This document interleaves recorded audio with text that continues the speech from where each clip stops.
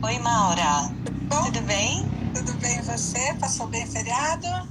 Ai, muito bem, muito bem. E você? Tá Também, muito bem? expresso, né? Foi bom, foi bom. Ai, que bom. Muito obrigada, Maura, por ter aceito o convite para participar dessa live. É um prazer tê-la aqui conosco. Esse prazer é meu. Muito obrigada a você que está dando essa oportunidade.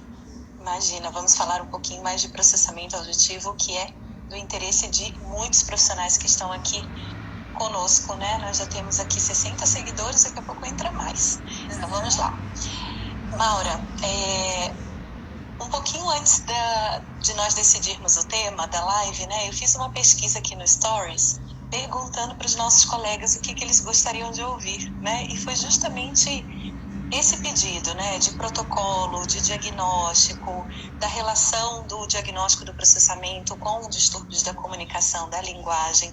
Muitos pediram isso, né?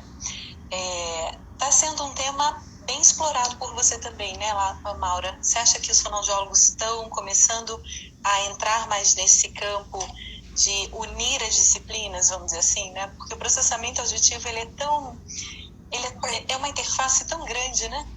Para mim, eu já falei outras vezes, e não é uma coisa de agora, sempre foi, desde que eu comecei com processamento, isso faz muito tempo, né? Eu comecei com processamento em 98. Então, desde o princípio, para mim, o processamento auditivo é a integração total da fonoaudiologia. Porque você tem a audiologia 100% integrada à linguagem. Não há como e a comunicação. Tá? Se a gente quiser entender um pouco de processamento e ajudar os nossos pacientes a partir do processamento, a gente tem que fazer essa relação. Porque senão o paciente fica, são pequenos compartimentos e cada um trabalha de um jeito, tá? Então, o processamento vem crescendo há muitos anos, enfim, e eu acho que tem duas formas de olhar. Uma que é uma visão mais de audiologista, tá certo? Que busca a objetividade, que busca o teste mais direcionado para a parte auditiva, e a outra é o olhar o meu olhar e de outras pessoas também, que vem processamento auditivo e linguagem 100% integrado, e aí lógico que a gente quer uma avaliação audiológica, mas a gente um pouquinho mais, não é? É isso, Maura. Eu venho da fonoterapia, entendeu? Eu não Isso. sou audiologista, eu sou fonoaudióloga, Isso.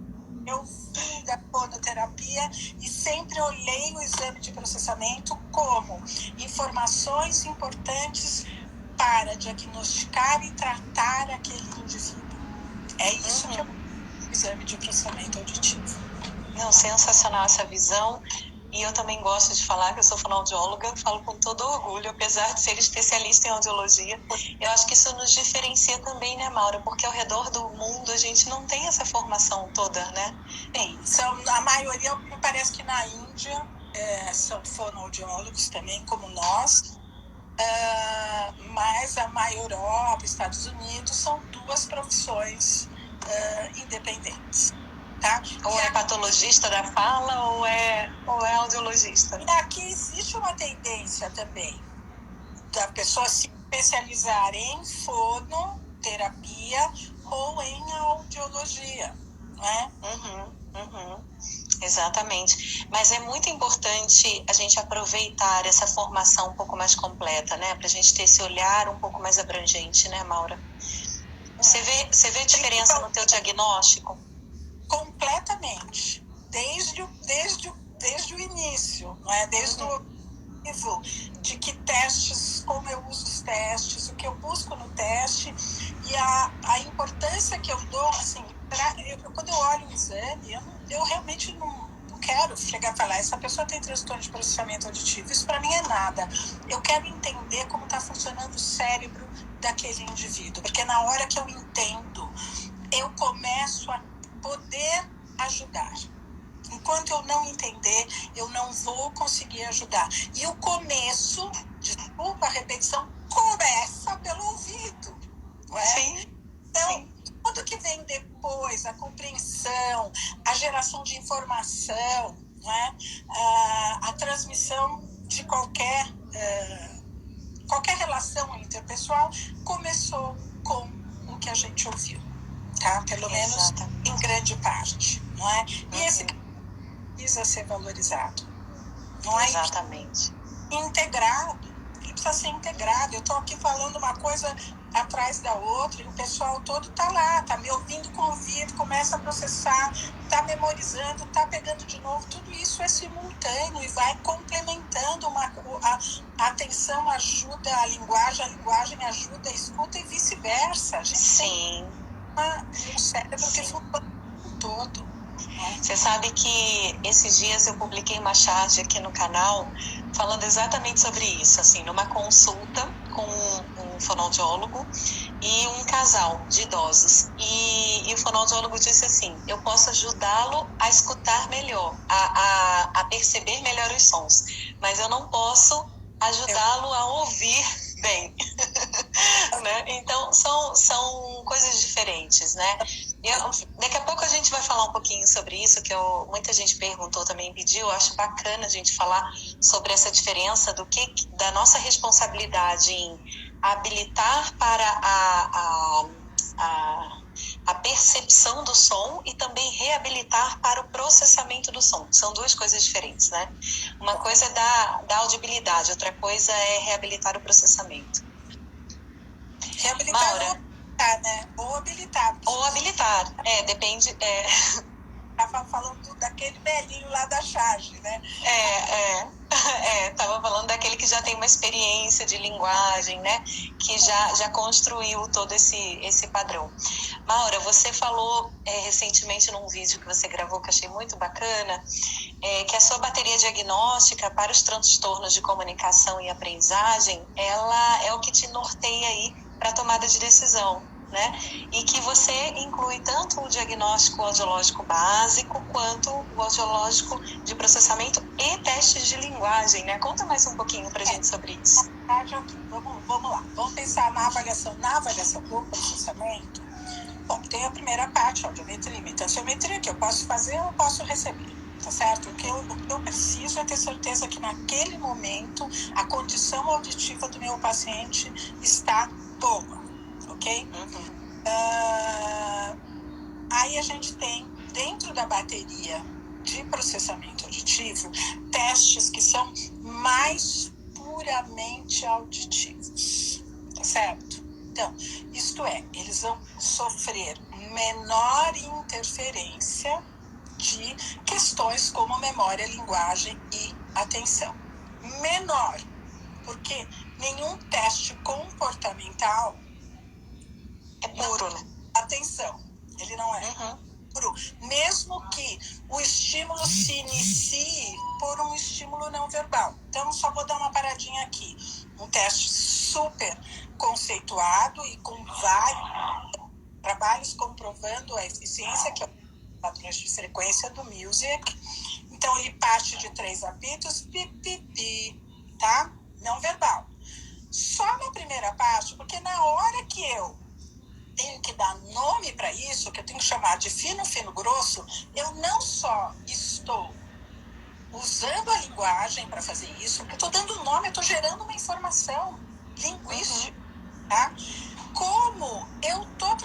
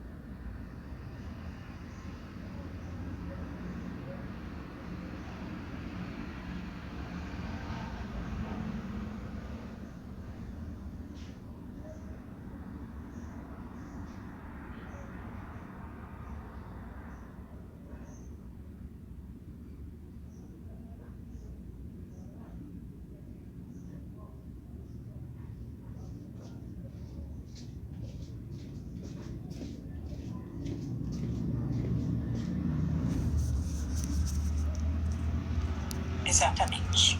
Que bacana. Maura, só pedindo licença um minutinho. A gente está aqui crescendo a audiência, muito bacana. Obrigada aí pela presença de vocês. Se vocês estão gostando da nossa live, deem um print aqui, divulguem nos stories para mais pessoas virem assistir. E tem um comentário aqui legal da Milene, dizendo que tem uma neuropsicóloga e um neuropediatra de Portugal assistindo aqui a nossa live. Maura, legal, né? Devem ter outros colegas também. É porque está um pouquinho tarde lá, mas acredito que tenha.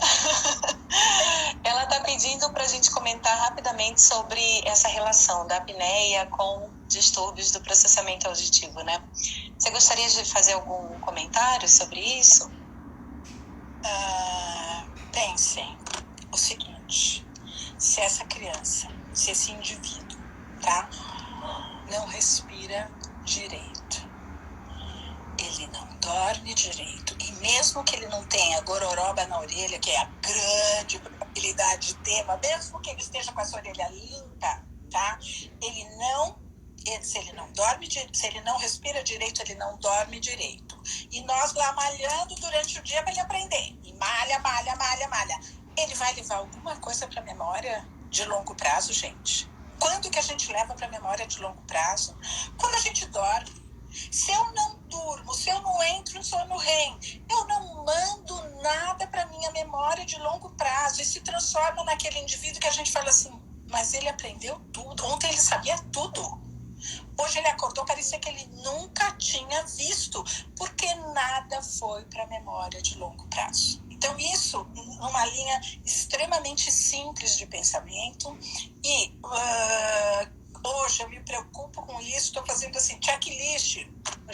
Daqui a pouco, a mãe vai ter que ficar 3 horas respondendo meus checklists. Checklist da respiração, checklist do sono, checklist vestibular. Vocês têm ideia do que aconteceu nesta época de online? A quantidade de crianças que teve problema grave vestibular por causa de excesso de tela, gente. Tá? Então, a gente aprende isso na faculdade, que a gente não pode pensar no indivíduo em partes, mas a gente pensa, quando a gente menos espera, a gente está tendo um raciocínio objetivo, e a gente não pode, a gente tem que ter provas objetivas e raciocínio relacional. Então, relacionar cada uma das provas. As provas têm que ser objetivas. O nosso pensamento, não. Então, vamos ver. Se essa criança não dorme, adianta, gente? O que foi que eu falei no congresso? Adianta? A gente está enganando quem? Se a criança não respira, não dorme, eu vou ficar trabalhando essa criança por quê? Ela não faz Existem pré-requisitos, né? Existem pré-requisitos, exatamente. Os pré-requisitos são respirar, dormir e ouvir para comunicação e aprendizagem. E a gente tem que ficar atrás disso. Seriamente. Muito bacana. E a Jana está perguntando qual é a sua opinião sobre a avaliação de processamento auditivo em autista. Olha, desde que ele seja um autista de alto funcionamento e que consiga fazer a avaliação, eu não só sou favorável à avaliação, como ao treinamento auditivo também, tá? Então, vou um passo a mais da sua pergunta. Vamos lá. Você tem um autismo, você quer saber se tem problema de processamento auditivo, você quer saber como funciona o cérebro dele, você quer saber como funciona o cérebro dele. Então, você sabe que ele tem questões de funcionamento cerebral pelo próprio diagnóstico que ele tem. Eu quero que ele deixe de ser autista e passe a ter problema de processamento auditivo de maneira alguma, longe de mim mudar esse tipo de diagnóstico. Mas, se eu investigo e encontro uma falha auditiva que pode ser modificada com um treinamento, vai fazer ou não diferença na vida dele? Dizem os estudos que sim. E eu vou adiante. É autista, é apráxico, é deficiente intelectual. Tá?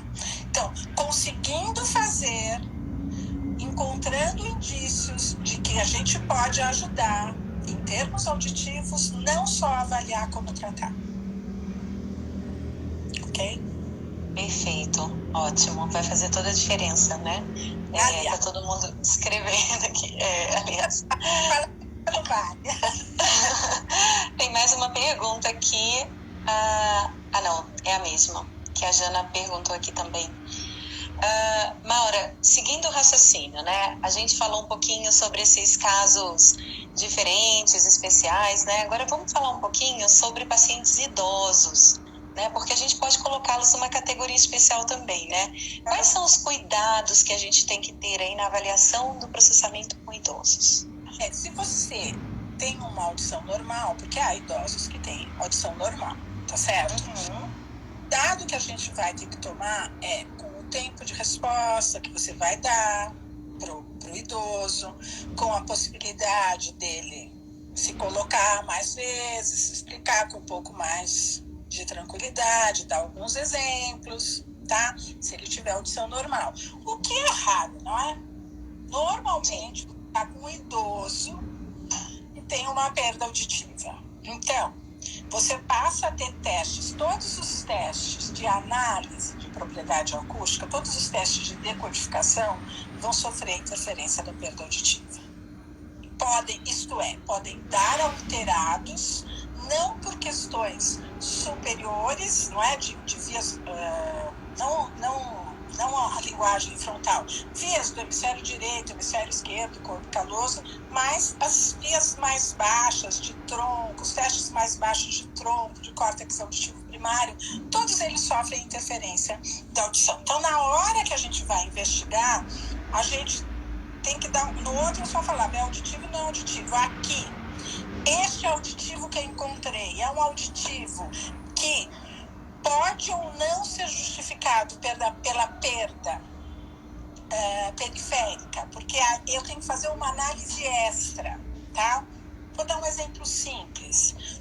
Eu tenho uma perda auditiva bilateral, simétrica, tá? E aí eu encontro num SSI, num MLD, um rebaixamento bilateral e simétrico. Eu posso garantir que isto é um problema de funções auditivas centrais? Não. Eu posso descrever o que eu encontrei e tenho que falar, pelo menos em parte, isto é consequência da perda auditiva. Por outro lado, vamos lá, pensar em dicóticos, perda auditiva simétrica. Faço o dicótico.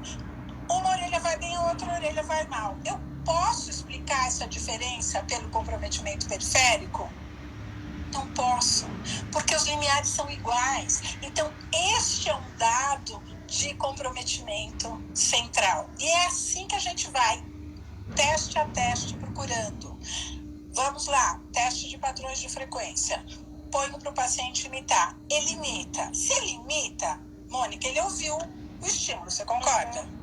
Tá? Então, se ele não nomear, é por causa da perda periférica? Não, porque ele já imitou, ele já cantou igual. Então não é por causa da... Agora, se ele não consegue imitar, eu já não sei, já não posso falar se é central ou não é central, tá? Então é um jogo que a gente vai fazendo, um olhar com cada teste para ver o quanto aquele resultado pode ser decorrente do problema periférico. E outra questão importante, não é? Tem gente falando que não está conseguindo acessar, mas a gente não tem como fazer, né? Fica falando aqui para mim. E outra questão importante no idoso é que é o periférico, é o auditivo central e as funções superiores, memória e atenção, todas já muito comprometidas. Então, a gente tem um indivíduo que não consegue compensar falhas. Então, tudo não está funcionando bem e a gente tem que olhar, em geral esse paciente vai e é protetizado e tem uma enorme insatisfação com a protetização. Porque não é só o processamento que não foi investigado, as funções superiores também não foram investigadas. Então, um idoso, ele precisa ter o mesmo olhar que a gente dá para crianças em aquisição de funções, um olhar globalizado de funcionamento cerebral, ok? Aliás, você está falando que as pessoas têm que estudar muito para acompanhar seu raciocínio clínico. Aproveitando esse gancho aqui da Aliasca, eu queria que você desse uma dica aí para quem está começando. Nós temos aqui profissionais, são fonoaudiólogos, né, que seguem aqui o canal, mas alguns estão começando agora, né? E talvez não consigam rapidamente olhar tudo. Você orienta que faça anotações durante o exame. Qual a sua dica, Maura, para depois sentar e tentar fechar esse raciocínio? A dica para o exame que eu dou para as minhas alunas é nunca deixar o raciocínio para depois que o paciente saiu do consultório. Porque a chance da gente errar no começo é enorme e você vai ter que ligar para esse paciente voltar. E aí você vai ter que mentir, porque você não vai falar, sabe, estou em dúvida de alguma coisa, porque eu sou um paciente que o profissional me liga e fala, fiquei em dúvida, volta, eu vou procurar outro, eu não vou voltar. Então, o ideal é fazer talvez essa avaliação mais lentamente, se quiser dividir, divide, eu não divido as minhas avaliações, mas à medida que for fazendo, já ir prestando atenção, as duas orelhas estão iguais, esse resultado do decótico de dígito está batendo com outro resultado, devagarinho, buscando este raciocínio, para poder pensar em quanto faz o exame e conseguir ver o que bate com o que não bate. Então, não precisa ter pressa. Talvez no início fosse bom dividir. Eu nunca fiz isso. Mesmo porque, quando eu comecei, eram poucos exames. Eu podia reservar a tarde inteira para que... Então, dá tempo de descansar, de voltar, não sei o quê. Mas é ir pensando no exame durante o exame. Porque senão depois você fica, nossa, mas eu fiz 2 de corte, um fala uma coisa, outro fala outra. Aí que ficou cansado, prestar atenção nas questões de atenção e resistência. Está cansado, se o indivíduo não está cansado, porque não é só a criança que cansa, tá certo? E não achar que, porque tem uma coisa que eu já ouvi várias vezes, e eu penso que eu até falava isso no começo também, falava assim, o exame de processamento, fazer o exame de processamento é fácil, o difícil é interpretar. Mentira, não é fácil nada fazer o exame de processamento, tá? É atenção 100%, eu fico doente quando eu vejo esses cursos, simplificando o exame de processamento auditivo, que a pessoa pega, faz os risquinhos lá e não pensa. Então, simplifica muito o exame, mas também piora muito o seu diagnóstico. Então, pensando em cada teste, sabendo que cada teste está medindo, quais são as possibilidades. Aí eu fiz um SSI, uma orelha deu boa, outra orelha deu ruim. O que pode acontecer lá no meu decótico de dígitos? Vai interferir ou não vai interferir? Que tipo de interferência eu espero? Ir pensando, ir prevendo. Não tem uma receita fácil para o processamento auditivo, tá? Se você quer um bom diagnóstico. Realmente, na minha opinião. Ótimo. A Milene fez outra pergunta. Após a adenoidectomia, essas crianças que apresentavam apneia precisam de um treinamento direcionado e crianças respiradoras orais sem obstrução de vias aéreas superiores com flacidez?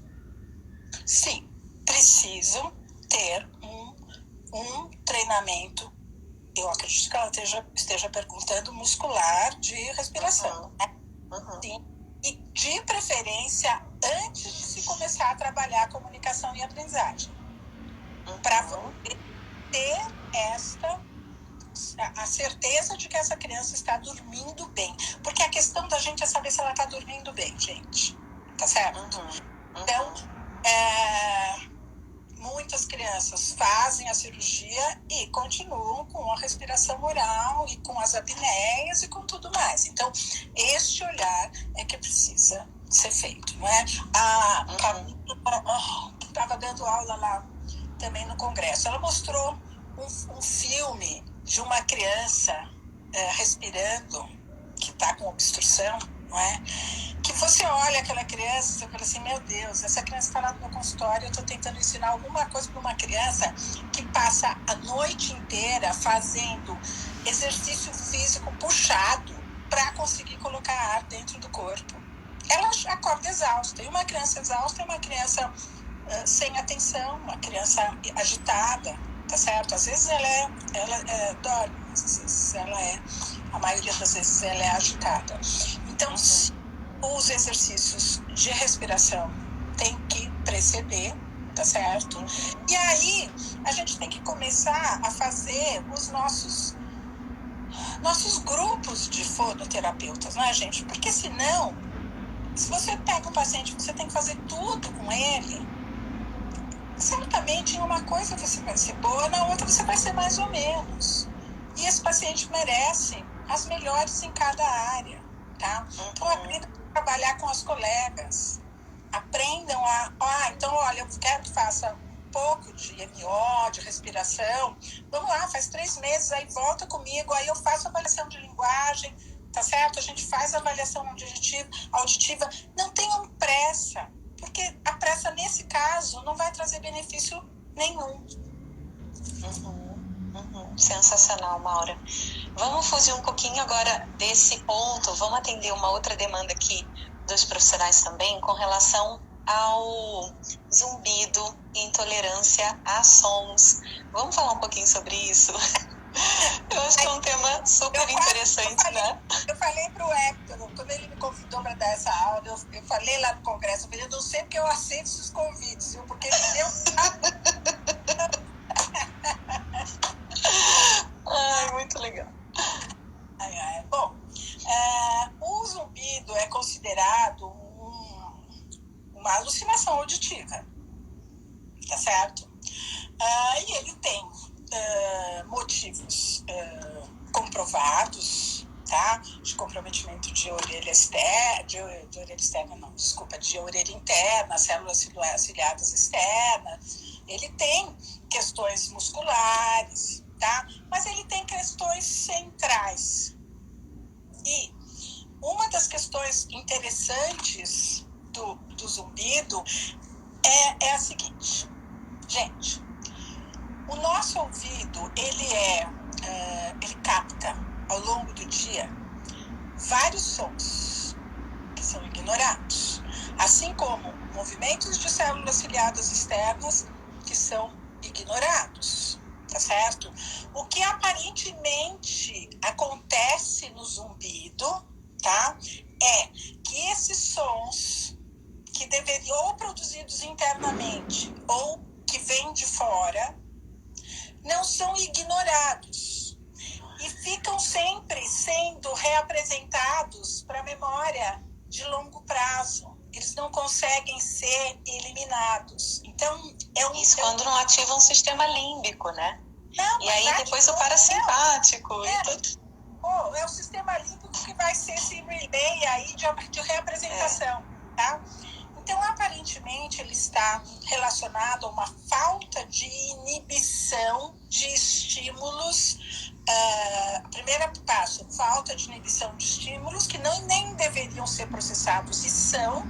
E depois, por conta do sistema límbico, eles ficam sendo reapresentados e trazendo angústia para alguns. Todos que caem nessa angústia, tá certo? E entra o processamento auditivo? Entra, porque o córtex auditivo primário está processando esse som que nem deveria ser processado. Então, o Music não fala especificamente, assisti uma aula dele no último congresso que eu fui, que esse ano não deu para ir, né? E ele falando sobre as alucinações. E ele, inclusive, quando eu dei aula de zumbido no congresso, eu falei sobre isso. E ele falando, alucinação auditiva é problema de otorrino, não é só psiquiatra, porque o córtex auditivo primário está respondendo. E o otorrino, o audiologista, tem que participar desse diagnóstico. Então, de uma maneira geral, o que a gente está vendo? Uma ampliação de olhar por em direção, não especificamente ao processamento auditivo, ao funcionamento cerebral. E por acaso o processamento auditivo está no cérebro, tá? Que a gente não pode falar. Sim, essa seria a relação, né? É um pecado você falar que o processamento auditivo está no cérebro, mas é onde ele acontece. Sim, sim. Maura, você acha que pode ter alguma influência no resultado dos testes? Eu pergunto isso que, por exemplo, quando o paciente tem zumbido e a gente faz uma audiometria tonal limiar, por exemplo, a gente tem que ter cuidado com o estímulo, né? O tipo de estímulo que a gente vai dar, porque pode haver uma confusão, né? Você acha que pode ter alguma interferência no padrão de frequência? Não, nesse sentido não. Lógico, se ele tiver um zumbido naquele padrão de frequência, eu não vou poder fazer o teste de padrão de frequência, eu vou ter que fazer de duração. Então a gente tem que dar atenção nisso. Mas, na maioria das vezes, a influência é aquele incômodo, tá certo? A gente fez lá, eu fiz com o Hector, com a Maura Laureano, a gente fez um trabalho de pré e pós, um tratamento de acupuntura, não é? A gente não pegou padrões específicos. Agora também vou falar uma verdade verdadeira. Eu, naquela época, nem pensava nesse negócio de memória e função executiva inibitória. Então, não foi uma coisa que eu busquei quando eu fiz. A cabeça da gente, graças a Deus, está indo para frente. Sim. O quê? Que lá atrás a gente fez um monte de besteira e coisa completa. Sim. Com o conhecimento que a gente tinha na época, né? Eu não fiz testes que hoje certamente eu faria para tentar estabelecer essa relação, na verdade, de memória e de função executiva inibitória. E sim, aí o córtex auditivo primário, não acho que seja. O córtex auditivo primário só está processando um som que ele não deveria estar porque não está sendo inibido. Então, eu acho que o mecanismo é outro, tá? O mecanismo é como se a gente fosse pensar numa pessoa que tem pensamentos obsessivos, como se fosse um processamento obsessivo de um som que ele precisasse ignorar, como a gente, quando entra em pensamento obsessivo, você não consegue ficar girando naquilo. É isso que acontece com alguns indivíduos, tá? Bem simplificado. Tá? Não, mas é ótimo, só pra gente citar, eu acho bacana, mesmo porque você acabou de dar uma dica aí de um cuidado que a gente tem que ter com relação à testagem, né? Sim. Tem uma pergunta aqui da Kapler Fornari. Não sei o nome dela direito, mas ela diz: otites de repetição com processamento alterado. Terapia durante as crises de infecção também? Então, veja bem. Esse é um motivo de grandes discussões que eu tenho com médicos, tá? Eu não consigo entender como é que a gente vai fazer um tratamento com uma criança onde a otite não foi controlada. Porque você tem uma criança, então, que cada dia ouve de um jeito, tá certo? Porque às vezes ela tá com disfunção tubária, às vezes ela tá com um pouco de líquido, às vezes ela tá com um monte de líquido, às vezes aquele líquido virou quase uma cola, o blue ear, tá? Então, cada dia ela ouve de um jeito, cada dia ela analisa de um jeito. É tão importante assim fazer o exame de processamento e fazer o treinamento auditivo, seja ele acusticamente controlado ou não, ou a gente tem que lidar do básico, porque esta criança certamente também não está dormindo bem. Então ela não ouve bem, não respira bem, não dorme bem e mesmo não vai aprender bem. Mesmo que você esteja fazendo a terapia enquanto ela não está com a crise, ela ainda assim não está aprendendo bem, porque ela continua não dormindo bem, com quase toda certeza, tá? Então, eu acho que a gente tem que se convencer, quer dizer, então eu me convenci que não vale a pena. E aí, o médico quer, ele vai mandar para outra pessoa, porque eu não vou ser conivente com isso. Eu não acredito nisso, tá? E não é legal com ninguém, principalmente com a criança. Porque trabalha e não consegue. E depois não dá certo, né? A terapia de processamento não funciona, né? Mas não funciona mesmo quando ela não é. Pois é, não, mas acaba generalizando, nunca vai funcionar para ninguém, né? Então, nem o tratamento e nem a avaliação, tá certo? Tem validade. Sim, exatamente. Isso é muito importante você falar. Você sabe que a minha dissertação de mestrado, eu fiz a audiometria de altas frequências em crianças com histórico de otite média secretora bilateral, né? E a gente encontrou que a partir de 4 episódios de otite média secretora, histórico de otite média secretora, a criança já tinha uma alteração nos limiares de audibilidade em altas frequências em relação às crianças que não tinham esses episódios, né? Então a gente vê aí realmente uma função auditiva aí, uma cóclea alterada, vamos dizer assim, né? Paparella já dizia lá em 1970, né, que devia ter essa alteração coclear aí pela virulência, pela bactéria passando aí pelas janelas redonda e oval, né? E provavelmente também isso leva a todo esse desencadeamento aí, né? Porque o processamento auditivo, ele tem start também periférico, né, Maura? É estímulo dependente. A aquisição das funções auditivas, quer dizer, a maturação das vias auditivas centrais é estímulo dependente. Isto é, se eu não tenho estímulo, não desenvolve. Se eu tenho um estímulo de má qualidade, desenvolve mal. Tá certo?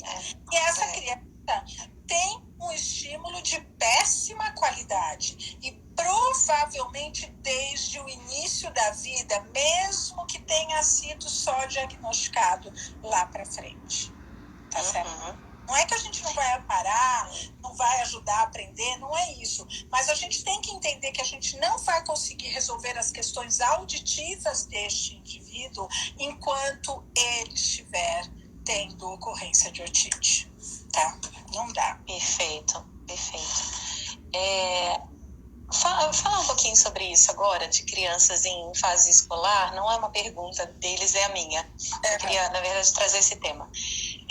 A gente tradicionalmente tem aí o sistema FM, por exemplo, né, sendo distribuído até na rede pública. O governo faz essa distribuição para crianças. Para perda auditiva. Para perda auditiva, sim, não. Falando em caso de perda auditiva, crianças com perda de audição recebem aparelho auditivo e, se estiverem em fase escolar, também recebem o sistema FM, né? Sim. E existem outras opções aí no mercado também, que são os microfones remotos, né, por wireless, que têm a mesma função. E você gosta dessa solução? Você acha interessante? E só complementando a informação, só para complementar a pergunta, hoje a gente tem visto nessa situação de distanciamento social, utilização de máscara facial, a importância de um microfone remoto, né? Para as pessoas ouvirem melhor, independente da questão da audibilidade, né? Fala um pouquinho para a gente o que você acha disso. Bom, vamos pensar numa criança que está agora online, tá? Depois eu vou falar do específico do problema. Então, é uma criança que está desde março usando o sistema FM. Porque ela está com fone, tá certo? E está recebendo a voz da professora direto no ouvido dela, sem interferência. Vai ser bom isso para ela, Mônica? Você acha que vai ser bom isso para ela? Quando ela voltar para a sala de aula, vai ser bom? Não, ela vai se acostumar com esse padrão, né?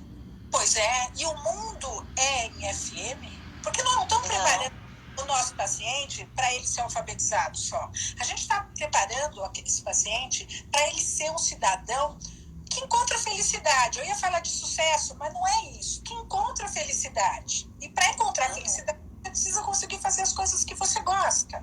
Tá certo? Então a gente está, como a gente prepara os filhos para o mundo, os nossos pacientes a gente também está preparando. A gente tem um monte de filho aí jogado pelo mundo. Então, eu acho que em algumas situações, tanto é que a orientação que eu estou dando para os meus pacientes é que só usem, para os professores, só usem o sistema FM, o fone, em determinadas situações, que não passem a manhã inteira usando fone. Que eles ouçam também os ruídos do ambiente, tá? O sistema FM especificamente especificamente para os nossos pacientes com transtorno, ele tem um único problema, o preço. Você chega para um pai e fala assim, olha, você compra isso, você vai gastar R$6.000, seu filho vai usar 3 meses, depois você doa? É isso que eu vou falar para o pai? Você está entendendo? Porque hoje é o paciente com deficiência auditiva, uma coisa é o paciente que vai carregar isso para o resto da vida dele. Aí você, lógico que vale a pena, porque você facilita a aprendizagem, mesmo que ele não use todos os momentos. Eu acho que é importante, não. Mas, para esses pacientes de decodificação e que a gente resolve o problema ou pretende resolver o problema em 3 meses, não me parece que o uso seja o meio correto, a não ser que as escolas oferecessem, a não ser que a gente tenha dentro da escola. Então, olha, nesse primeiro mês, ele coloca o sistema FM nele e à medida que ele for melhorando, a gente vai tirando. Mas não vai ter que comprar. Teria que ser diferente. Um aluguel, né? Algo desse tipo. Alguma coisa assim, talvez. Considerável. Porque a maioria dos brasileiros, pacientes de fono, não vão ter dinheiro nem para alugar. Sim. Não tem dinheiro, gente. É verdade. Tá certo? Uma sociedade pobre. Não adianta a gente... Então, o melhor é a gente buscar soluções viáveis para esses pacientes, não é? Eu sei que são difíceis e, em alguns casos, se favoreceriam muito do sistema FM, não é que eu seja contra, mas eu também acho que precisa ser usado com muito cuidado. E eu estou muito preocupada com a volta às aulas sem o fone. Eu estou muito preocupada com a volta às aulas sem o fone, porque estão muitos meses usando um sistema FM, teoricamente. Tá bem? Sensacional sua colocação, Maura, obrigada. E foi bom ter falado sobre isso. Tem um comentário da Silvia aqui. Sou psicopedagoga institucional e quando uma fono educacional começou a trabalhar na escola, a avaliação do processamento auditivo passou a complementar também as minhas avaliações de aprendizagem. Que legal, Silvia. A Maria Tereza escreveu que os autistas, após o treino auditivo, apresentam uma tolerância maior ao som. Visto isso com os meus pacientes. E não sei se você viu, eu não tenho tantos pacientes assim, mas eu vi nos poucos que eu tive, e os trabalhos americanos relatam isso, além dessa tolerância, um interesse maior no diálogo. Isso relatado não por eles, porque não sei qual a sua experiência, mas os meus pacientes, eu pergunto, tá tudo bem, mudou alguma coisa? Não mudou nada. Então, pela mãe, eu pego essas informações de um interesse maior no diálogo, na fala, tá? Isso é a literatura, ok? Eu gosto de trabalhar com esses desafios que não são, em 3 meses eu resolvo esse negócio aí. Eu tô com uma praxis que eu tô 1 ano e meio lá, malhando, e devagarinho, mas vai para frente, sempre tá indo para frente. Então, essas coisas são interessantes para a gente exercitar com certeza nossa paciência a ver o paciente, não é? Porque a gente tem o rolo compressório, eu vou passando, né? E eu tenho tratamentos curtos, então é interessante. E a gente vai ficando uma melhor terapeuta. É verdade. A Cristina comentou aqui que prejuízos auditivos, respiratórios, sono de péssima qualidade, consequentemente problemas de aprendizagem. É isso mesmo, é nessa ordem mesmo. É isso mesmo, exatamente. Em qualquer idade, porque quando a gente fala em aprendizagem, a gente está pensando normalmente naquela criança, mas não é. A gente está aprendendo, os velhos estão aprendendo, os adolescentes estão aprendendo, tá certo? Pensa em comunicação e aprendizagem como uma coisa só. Ao longo da vida, né? Ao longo da vida, tá? E isso está sendo prejudicado em todas as idades. Então, aquele idoso que começa a respirar mal e que nem velho ronca mesmo. Como assim, gente? Velho ronca mesmo. Não é normal. Não, parece que né? Diz que depois dos 50... Pode até ser mais comum, mas não é o ideal, né? Não é o ideal e não pode interferir no sono. É isso que a gente tem que ver. A interferência no sono, essa é a chave. Porque aquela pessoa com olheira, que não dorme bem, que fica cansada ao longo do dia, né? toda aquela face, né? De quem é respiratório.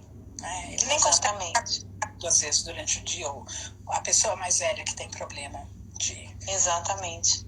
Nem consegue ficar acordada durante o dia. A Simone, ela disse assim, fala muito sobre a importância dos estímulos visuais em detrimento aos auditivos. O quanto a fonoaudiologia está pecando sobre essa ótica? Olha, é aluna minha, né? Isso é falar... eu doente com isso, gente. Eu recebo aquelas fonoaudiólogas, a maioria... A gente aprendeu isso na faculdade. A gente alfabetiza visual, a gente ensina tudo pelo visual. Meu Deus, vocês já se deram conta do trabalho que é aprender visualmente? Como ele é muito mais lento do que o auditivo.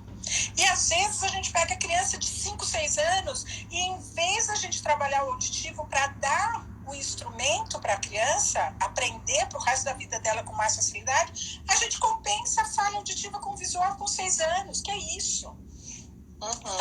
Orientação para uma escola sobre um paciente, e aí a orientadora chegou e falou, nós estamos tendo, a gente está falando de compreensão de texto, e ela falou, a gente está tendo muito trabalho, a gente está tendo muita dificuldade, porque todos aqueles recursos de grifar para a informação, tudo isso a gente não tem online. Eu falei, então vocês precisam começar a aproveitar a oportunidade única que vocês estão tendo de trabalhar o auditivo.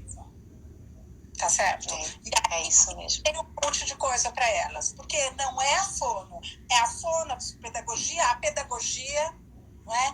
Como se o aprendizado toda dependesse muito mais do visual que do auditivo. Eu posso fazer uma aprendizagem visual, mas eu vou ter que malhar muito mais do que se eu aprender ouvindo. Eu já tive experiência em fazer trabalhos em escolas, inclusive de saúde auditiva e tal. E nessa época, eu me lembro que um dos desafios que nós tínhamos como equipe, né, de saúde auditiva, de aprendizagem, era controlar o ruído na sala de aula, a reverberação dentro da sala de aula, né? Qualidade exatamente, fornecer uma qualidade de som melhor, tanto para o ouvinte, que é para o aluno, e também propiciar aí um menor esforço vocal para o professor, né? Então eram 2 grandes desafios que nós tínhamos, né? E talvez esse ponto também ele atrapalhe, né, para você trabalhar a questão auditiva dentro da sala de aula. Então, às vezes o professor ele conhece, ele tem ferramenta para utilizar, mas ele tem esses empecilhos aí, né, Maura? Pode ser que tenha isso. A gente vive num mundo barulhento, né? Cada vez mais barulhento, tá certo? E infelizmente a gente vai ter que aprender a aprender com barulho. Porque hoje, porque parece pouco provável a gente voltar lá para trás, tá certo? Nem sei se valeria a pena, não sou das que acham que passa não. Adoro o celular, adoro o computador, eu acho que a gente tem que usar mesmo.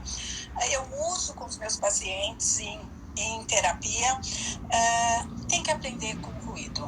E aí, sim, alguns que são os nossos pacientes vão precisar de um treinamento específico para isso.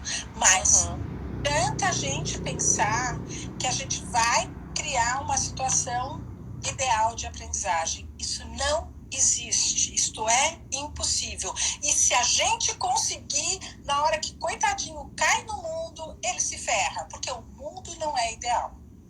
A gente tem que preparar o sistema auditivo dele para o mundo e não preparar o mundo para o sistema auditivo dele. Só que, por um tempo, a época que está iniciando o tratamento, a gente faz isso, a gente faz com que o mundo se adapte ao que o nosso paciente pode dar, mas isso tem que ser temporário, e temporário curto, e não um temporário, tá certo? A não ser que ele tenha uma questão de funcionamento cerebral que não será resolvida, tá certo? Uma questão que são poucos, a maioria dos nossos pacientes tem. Exatamente. Não, sensacional essa colocação, Mauro. Obrigada também. Foi incrível a nossa live, está sendo incrível.